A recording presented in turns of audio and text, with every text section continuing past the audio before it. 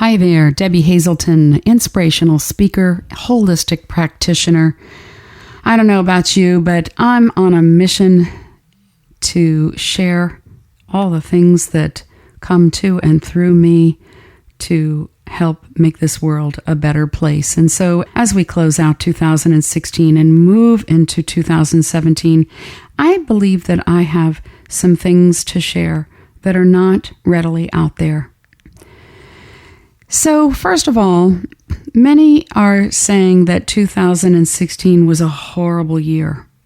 It was not easy for anyone that I know of, but it was a year for me of growth, learning, and change.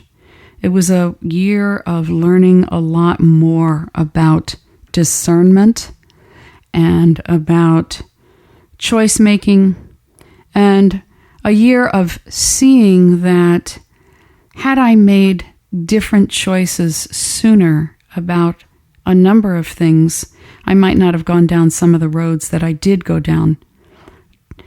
Going down those roads meant, though, that I learned a lot. And one of the things that I believe has happened is, just as we're seeing with our political parties, those categories about conservative and liberal and things like that, I think are changing. And I'm finding much value system shifting that, bottom line for me, has made me look back and appreciate more than ever the strong emphasis my mother gave me about good manners and about thinking of others and about just doing things that have much more regard for people at large and at the same time more regard for taking care of my own self and surroundings. Let's say number one is being grateful for any learning and change and shifting that took place in this last year. I have been reading and taking in a lot of sources of information that don't appear in regular news, and one of them has been talking about a huge wave of energy that has come to this planet over the last several days, and I believe is still having its effect. And I think we've probably had a number of waves, but one of the images that I keep getting is of standing at the shore and remembering the feeling of ocean waves coming in and rolling back out. And I have been consciously gathering or just making note in my mind of anything that I want to let go of, particularly anything that pushes those buttons and starts to get me in a quandary or anything like that, and consciously imagining that I'm at that shore's edge, and as that wave rolls out, it takes away anything that serves me no useful purpose, anything that is not for my highest good or our highest good. And so my hands are open and empty, and my heart is light, and my mind is light, as I just imagine that wave going back out, taking with it anything that I don't want to take with me into our future. So letting things go would be number 2.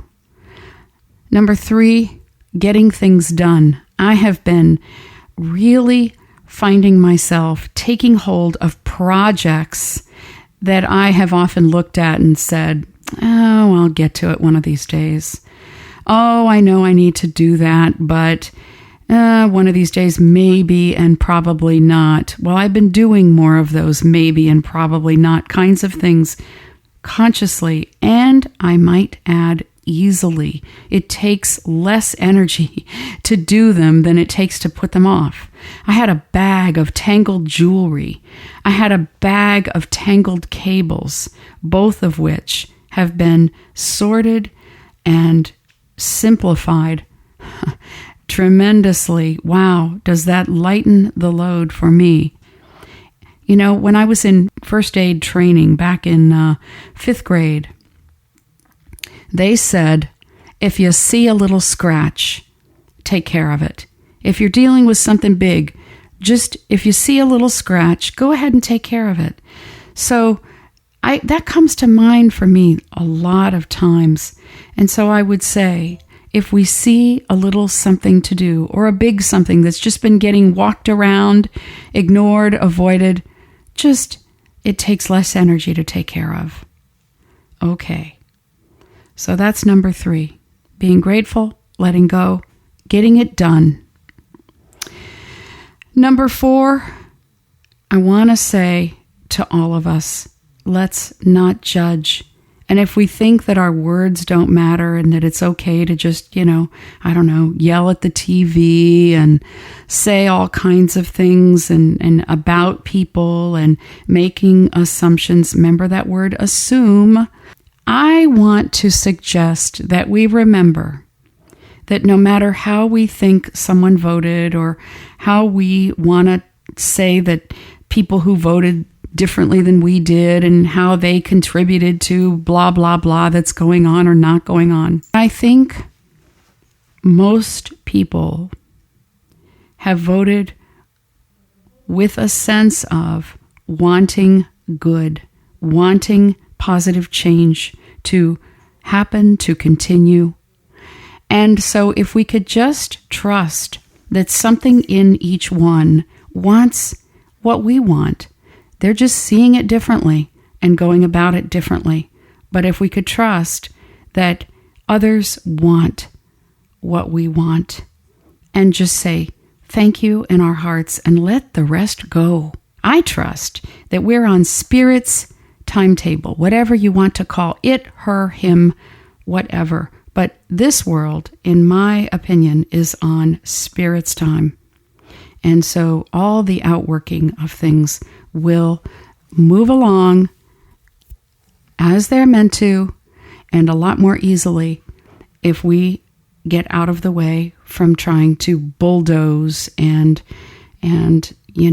be all mad and huffy about things. Okay, so not judging.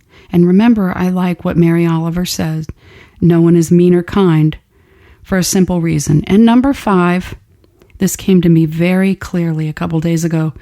Do what brings you joy.